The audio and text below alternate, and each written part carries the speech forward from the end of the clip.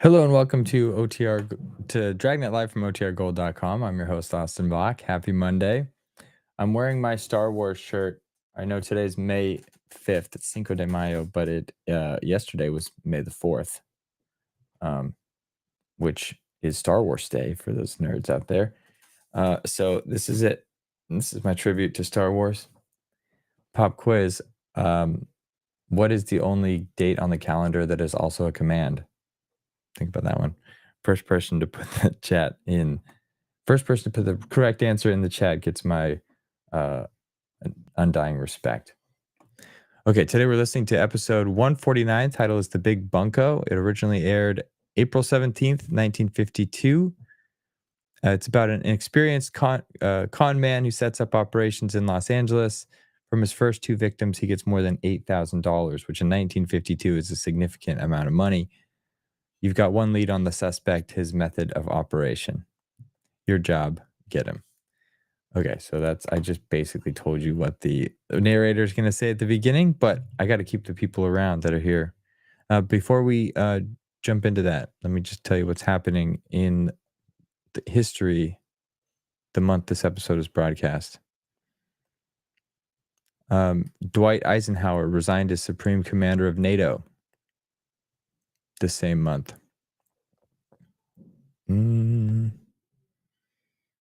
Nobel Prize winning scientist, Venkat Raman, was born in India.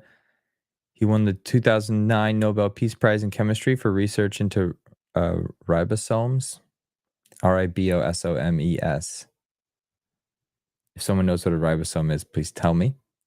I do not know, but it must be cool. I think we said Bill Belichick was already born this year. He's been in the news a lot, dating like a 20-year-old girl. Kind of crazy. And Clark Gable from Gone with the Wind got divorced from his wife, Sylvia Ashley, this month. So that's what's happened in history.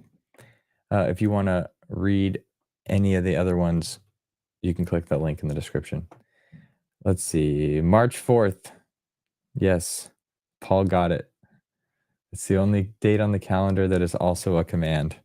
I think about that every time it's March 4th. Okay. So that's all I got.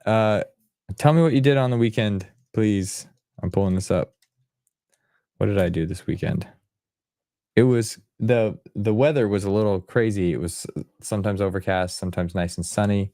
So I tried to get outside as often as possible. We had our movie night. I'll highlight this one. We had our movie night on Friday, which was a lot of fun. I watched it before. I obviously wasn't watching it live with everybody. I was at a charity event. A friend of mine, the father of a friend of mine started this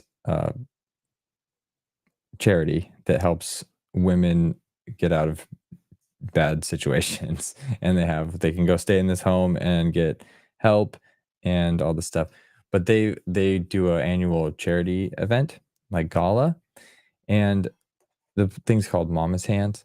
But this is the second time my friend has invited us. It's kind of fun, but we're sitting there and we are, they got people in this room that have a ton of money and they're dropping a ton of money on these auction items and being very generous to raise money. And I'm sitting there with my little auction card and occasionally putting it up for like $50 items and someone's dropping like 40K over there. It's always a little awkward, but they raised a lot of money. I contributed my pittance, but it was a fun time nonetheless.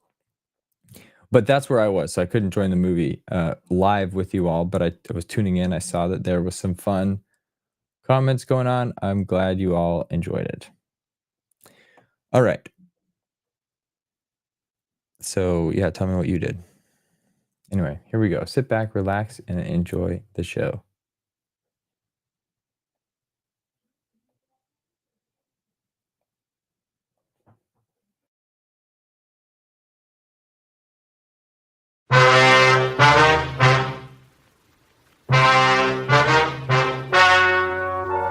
story you are about to hear is true. The names have been changed to protect the innocent. Fatima Cigarettes, best of all king-size cigarettes, brings you Dragnet on both radio and television.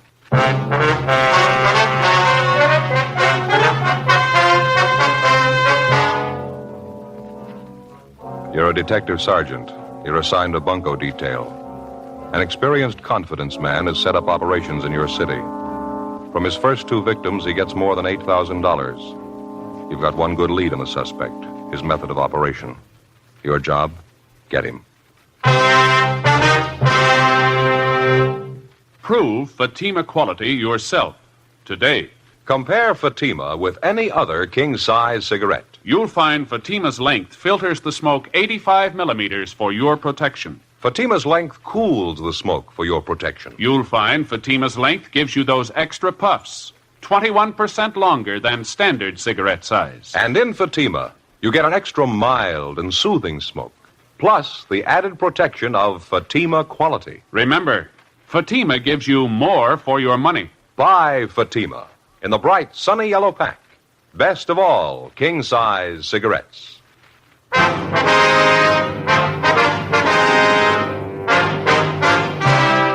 Dragnet, the documented drama of an actual crime.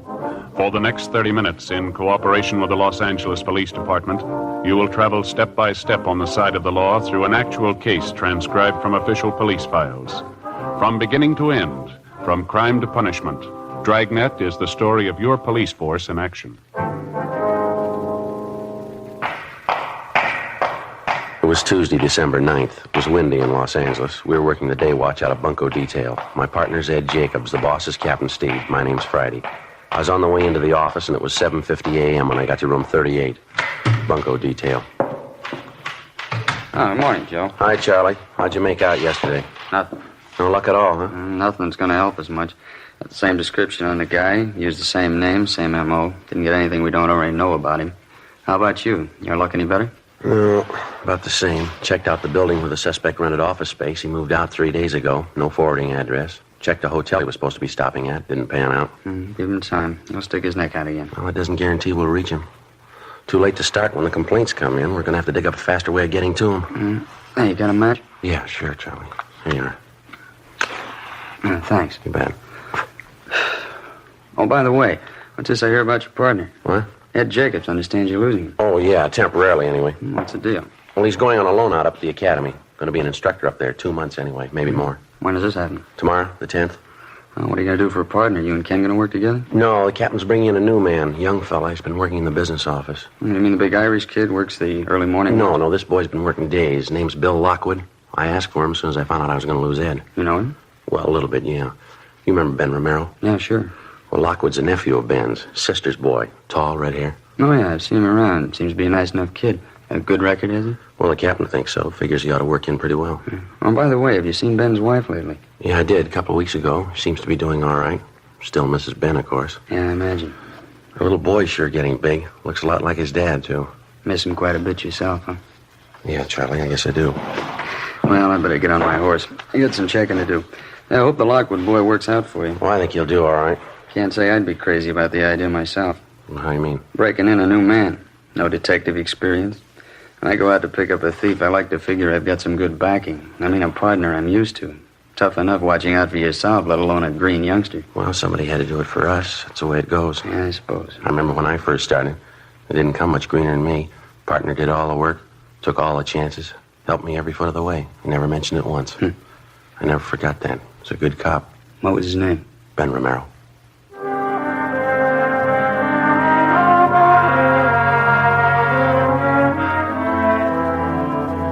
In our particular setup, before a man's eligible to apply for duty in the Detective Bureau, he has to have a minimum of 5 years' experience as a police officer, either assigned to radio patrol, traffic duty, or some other general assignment.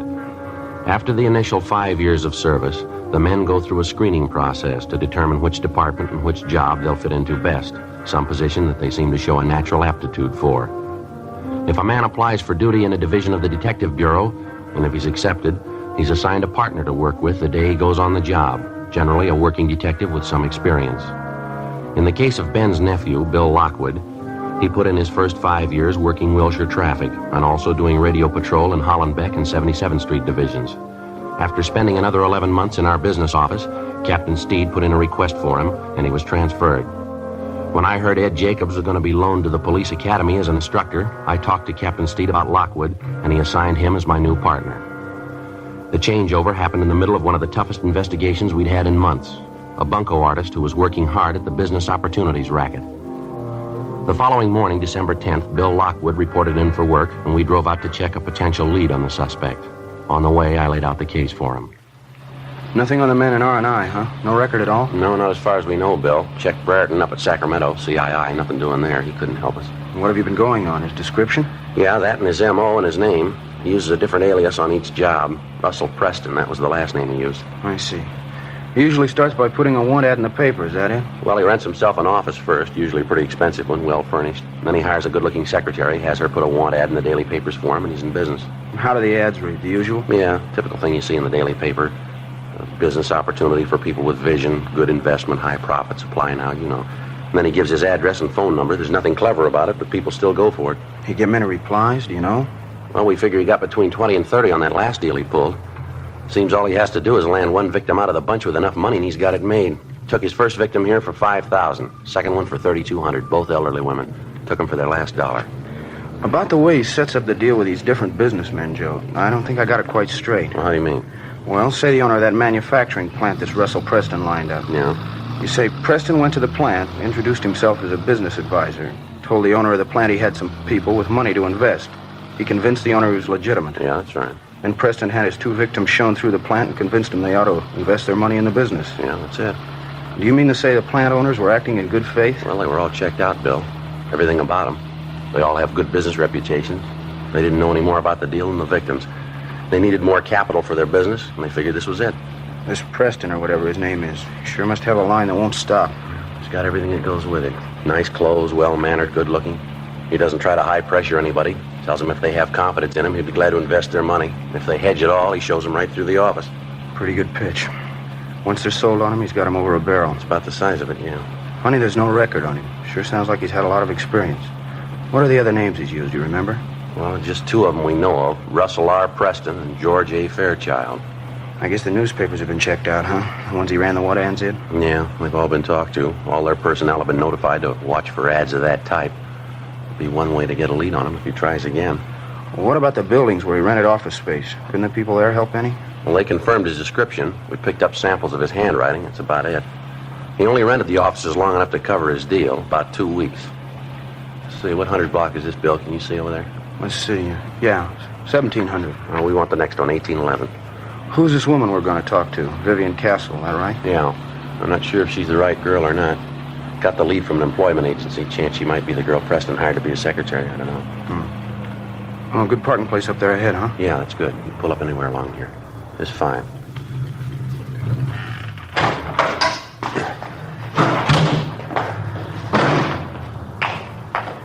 Two doors down, Joe. Real estate office, 1811. Yeah, I see it.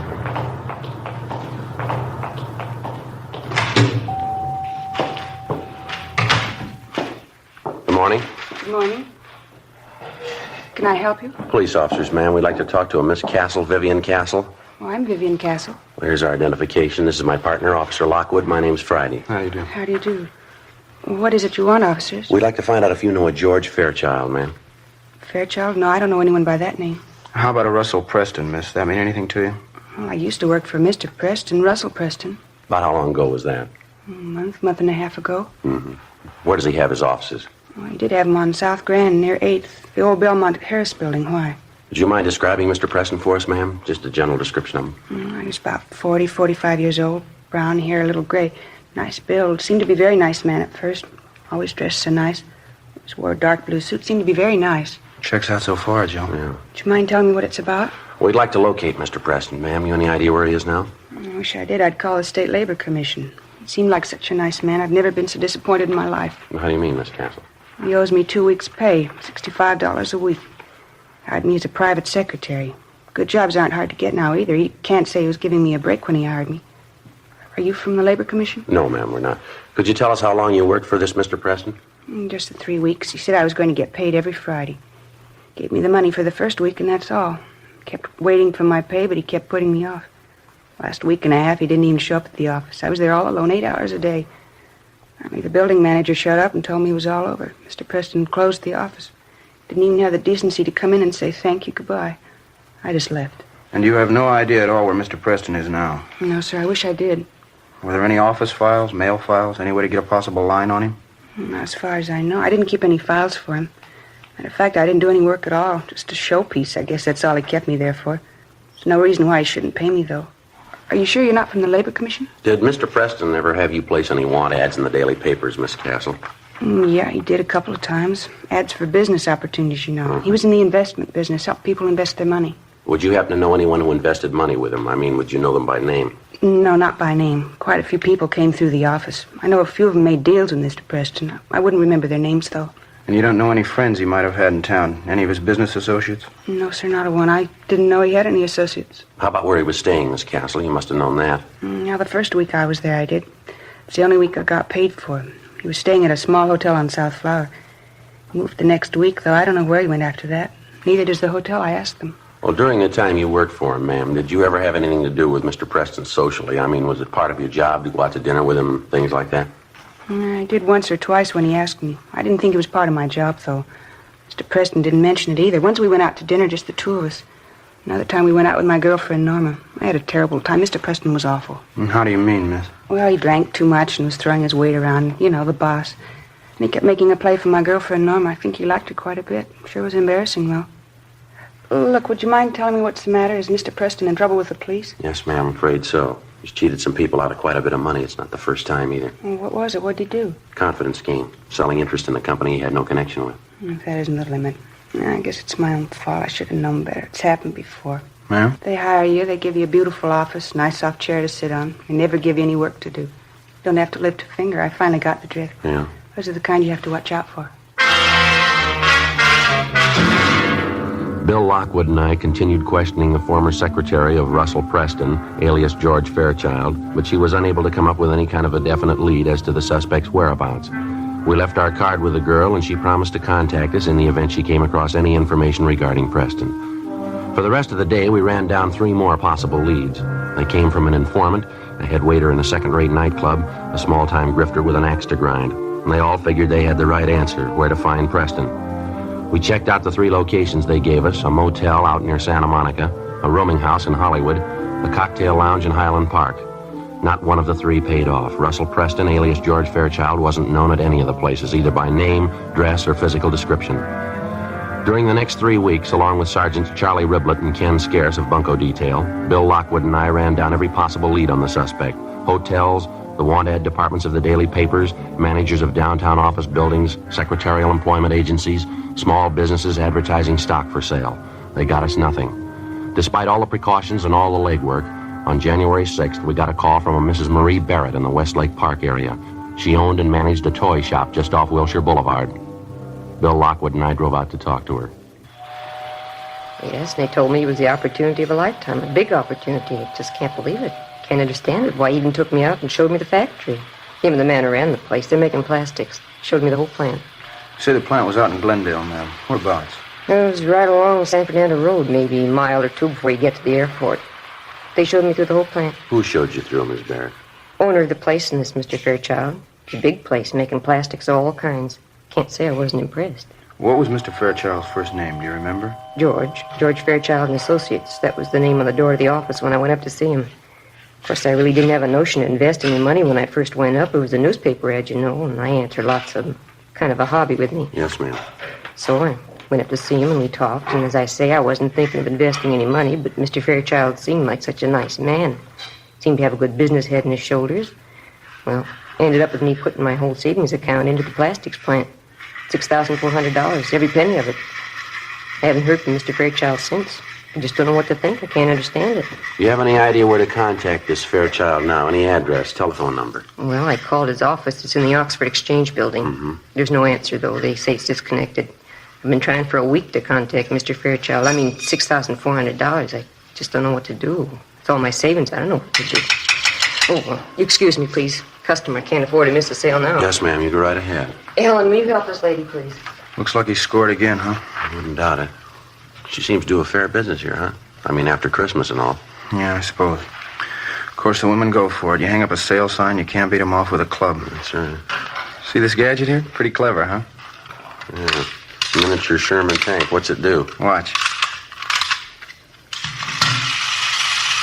Yeah, well, how about that? Pretty cute, isn't it?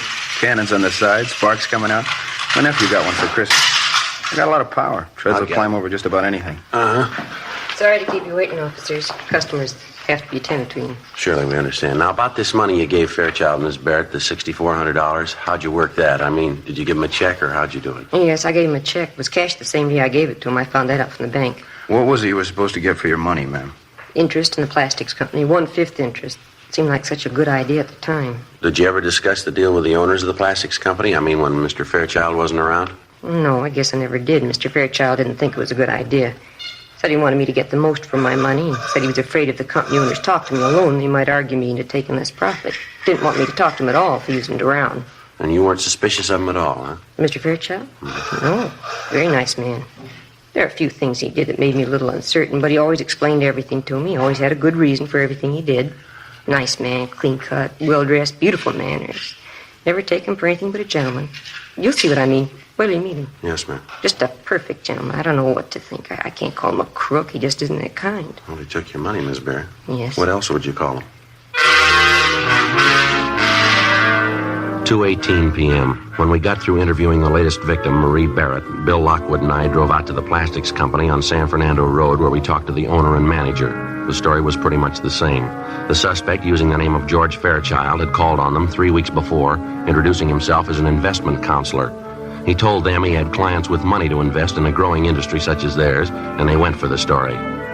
They told us Fairchild had come back 2 or 3 times with different persons whom he introduced as his clients. They'd been shown through the plastics plant and given a sales talk. That's about all the company owners could tell us. When we got back to the office, we checked their names through the regular business channels and found out they were reputable businessmen. There was nothing to indicate that they had anything to do with the suspect's bunco operations. 4:30 p.m. Hey, Joe. Yeah, Bill. Girl out here to see us, the one who used to be Preston's secretary, Vivian Castle. Oh, yeah. She say what she wanted? No, seems a little anxious. Officer, I'm glad I found you in. How are you, Miss Castle? I'm all right. I was going to phone you, but I couldn't remember your number. Lost the card you gave me, so I decided to come down. You remember talking to me, don't you, about Mr. Preston, my old boss? Yes, ma'am. Have you heard from him? Well, no, I haven't, but you remember me telling you about my girlfriend, Norma? Mm-hmm. I mean, the time Mr. Preston took me out, Norma and her boyfriend were with us? Yes, ma'am. And the way Mr. Preston kept making a play for Norma. Well, I saw Norma at lunchtime today, first time in weeks. Mm-hmm. She told me she got a call from Mr. Preston. I told her I'd tell you all about it. She's got a date with him. When? For dinner Friday night.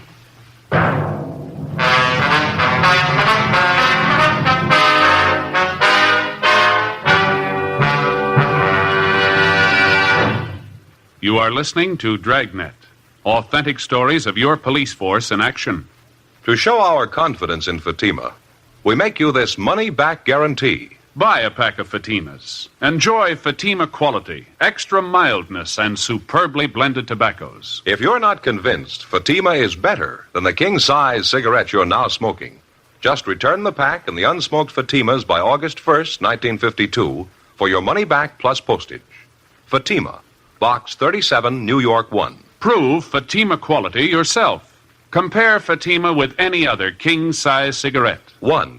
Fatima's length filters the smoke 85 millimeters for your protection. 2. Fatima's length cools the smoke for your protection. 3. Fatima's length gives you those extra puffs, 21% longer than standard cigarette size. And in Fatima, you get an extra mild and soothing smoke, plus the added protection of Fatima quality. Fatima gives you more for your money. Ask your dealer for Fatima in the bright, sunny yellow pack. Buy Fatima. Best of all, king-size cigarettes.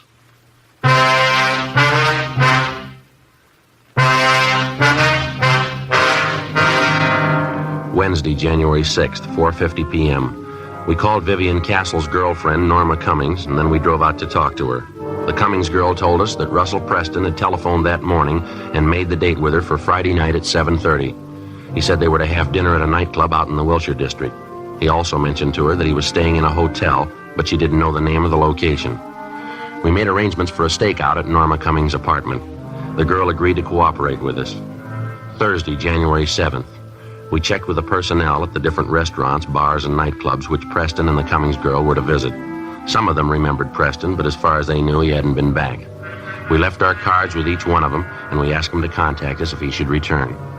Just after lunch on Friday, we got a phone call from Norma Cummings. When was that, miss? Uh-huh. Did you find out where he was? I see. Mm-hmm. Will you be there for the rest of the day? All right, fine. Yeah, we'll call you back. Goodbye. Yeah. Cummings girl. She's at work. She just had a phone call from Preston. She tried to find out where he was. No go. Well, what do you have to say? That dinner date he had with her tonight? Yeah. He called it off. Later that afternoon, we went out and talked to the Cummings girl. She told us Preston explained on the phone that he had to cancel the date that night because of some business deal that had come up. He told her he'd get in touch with her over the weekend. He didn't. By Thursday of the following week, she still hadn't heard from him. 2 days later, on a Saturday afternoon, we got a call from one of the cocktail lounges Preston had visited. The bartender remembered us being in there to inquire about the suspect, and he'd saved our card. He said Preston was there now with another man drinking at the bar. We asked the bartender to try and delay the suspect as long as possible. Then we got in the car and drove to the location. It was too late. The bartender explained that he tried to delay the man that he thought was Preston, but he didn't have much luck. The suspect had left a few minutes after the bartender had called us. He'd been drinking heavily. The man Preston had been with was still there. He was sitting at an old upright piano in the back of the place trying to pick out a tune with one finger. Bill and I went back and talked to him. He gave his name as Fred Sandell. Yeah, that's right. I was drinking with a fellow. Why? What's the matter, officer? Did you ever see the man before? Yeah, once or twice. In here? Oh, a place up the street, 780 Club. I had a couple of drinks with him in there. You know his name? Well, what's the angle? You want him for something? Oh, it's just a routine check. We'd like to talk to him. Well, I don't know. I might know his name. Yeah. Well, what's the angle on the thing? You want him for something big? We want to talk to him, that's all. Did he pull a heist? Something like that? Hey, he didn't look like that kind of guy. Oh, a lousy thing. I never could get that right. How about it? You say you might know the man's name. What was it? Well, I don't know. I'm not sure if I'm the one that ought to tell you. How do you mean? Well, I don't want to get anybody in trouble. I want to give out names. What's the angle on him? You want him for something big or what? It's big enough, yeah. Oh. Well, his name's Preston, I think. That's the name he gave me, anyway. I see him around bars in the neighborhood every once in a while. How much do you know about him? Well, not much. I had a few drinks with him now and then, talked a little bit. That's about all. What did you say your name was, sir? Sandell, Fred Sandell. Well, what's the angle on this Preston? We want to get in touch with him. You know where he lives? I don't know. I might. You want him for something big, isn't that right? Well, what's the difference? We want him. Well, it could be a lot of difference. I mean, what's the angle? If it's important to you and I helped you, well, you'd probably want to do the right thing, huh? I don't know if I got you right. Well, I mean, if you really want the guy, you know. If it's important to you and I helped you reach him, you'd want to make it square with me, wouldn't you? Huh? And not that I'm asking for payoff. You understand that? Yeah, we understand. Where's Preston live? Well, I didn't say I knew where the guy lives. I didn't say that. Do you know where he lives? Well, I'm not sure. I might. I don't know if I'll tell you, though. I don't. All right, you want to stand by here, Bill? I better check in. Yeah, fine. Okay.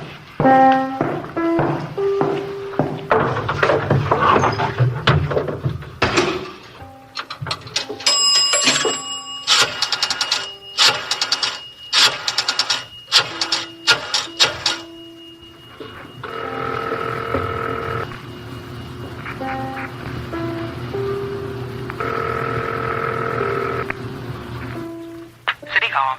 2625, please. 2625. Record Bureau, Hunter. Yeah, John, this is Joe Friday, Bunco. Yeah, Friday. I'd like to check on a suspect, John.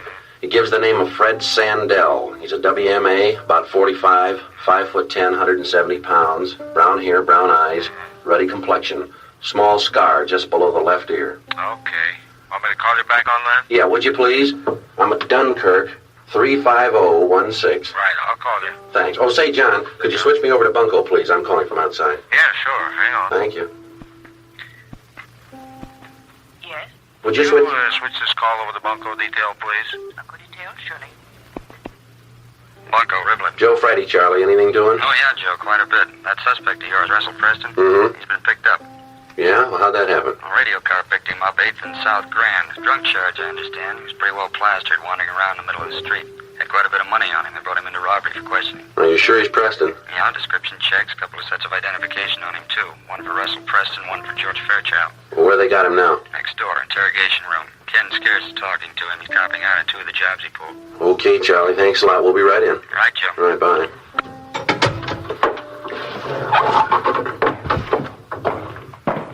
Bill, see you a minute. Yeah. You might as well check in. Preston's been picked up. Huh? When? Probably just after you left this bar. A radio car spotted him, pulled him in. How about that? Yeah. You work 2 months on a case, and just when we start to get close, somebody else picks the guy up. Yeah, that's right. It's not very exciting, is it? You know, I was just thinking, officers, I don't want to be a hardhead about this thing, you know. I mean, if you want this guy Preston, I'd be glad I'd help you find him. I don't want to be a hardhead. Excuse me a minute.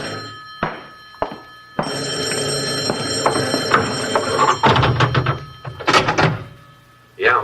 John Hunter, Friday, Record Bureau. Oh, yeah, John. I got a make on that name you asked for, Fred Sandell. There's a warrant on him. Grand Theft Auto, got a pretty long record. You want me to read it off? No, that's all right, John. Right, bye. Right, thank you.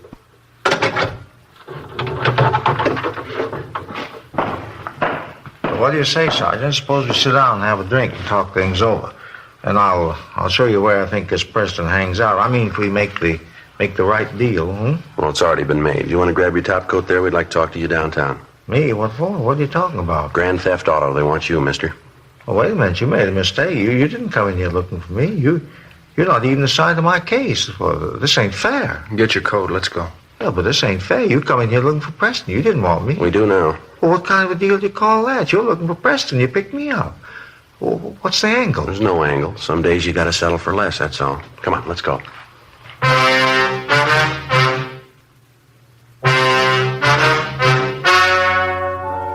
The story you have just heard was true. The names were changed to protect the innocent. On April 5th, trial was held in Superior Court, Department 89, City and County of Los Angeles, State of California. In a moment, the results of that trial. Now, here is our star, Jack Webb. Thank you, George Fenneman. Friends, I sincerely hope you'll remember tomorrow what we've told you about Fatima tonight. You remember we said that Fatima is the best of all king-size cigarettes. Well, we'd like you to try a pack and prove that to your own satisfaction. You'll find Fatima gives you an extra mild and soothing smoke, plus the added protection of Fatima quality. And remember this, Fatima gives you more for your money. When you buy cigarettes, look for the bright, sunny yellow pack and buy Fatima. I know you'll like them.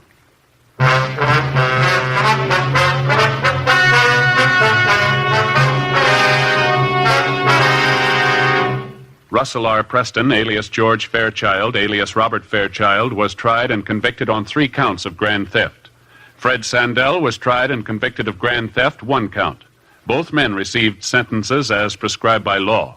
They are now serving their terms in the state penitentiary, San Quentin, California. Grand theft is punishable by imprisonment for not less than 1 nor more than 10 years.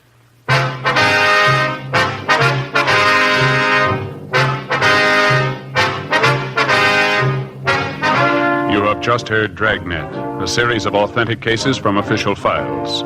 Technical advice comes from the Office of Chief of Police W.H. Parker, Los Angeles Police Department. Technical advisors Captain Jack Donahoe, Sergeant Marty Wynn, Sergeant Vance Brasher. Heard tonight were Martin Milner, Marion Richmond, Vic Rodman. Script by Jim Moser. Music by Walter Schumann. Hal Gibney speaking. Fatima Cigarettes, best of all king-size cigarettes, has brought you Dragnet, transcribed from Los Angeles.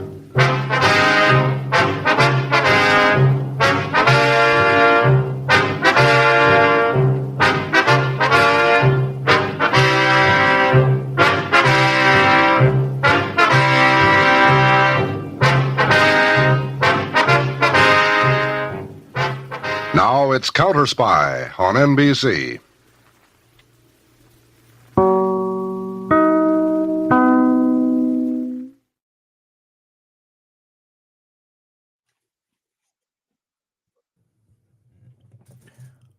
All right.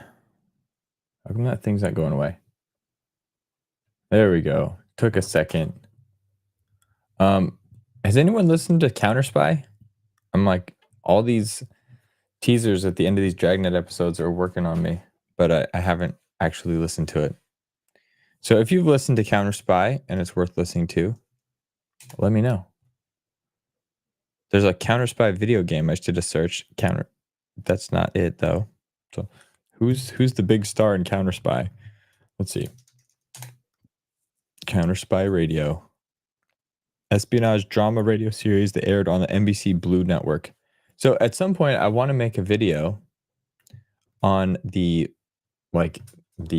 history of these radio networks. There was like NBC Red, NBC Blue, and then there was an antitrust thing that split them up and they had to sell. I think that became later ABC.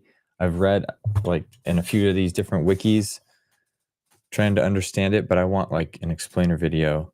And if someone's already made a good explainer video and you've seen it and you like it, please leave a comment after this video and just put it in the comments. I would like to know more about that. But yeah, Counterspy. I'm trying to see who the main person is. David Harding. Oh, Don McLaughlin was the. Hang on. Is that the main? Okay, I'm trying to read right now, and I'm bad at multitasking. I can't read and summarize at the same time, so I'll just have to learn about it and share it later. Let's see, George. Thank you for tuning in. Have a nice day. Addie.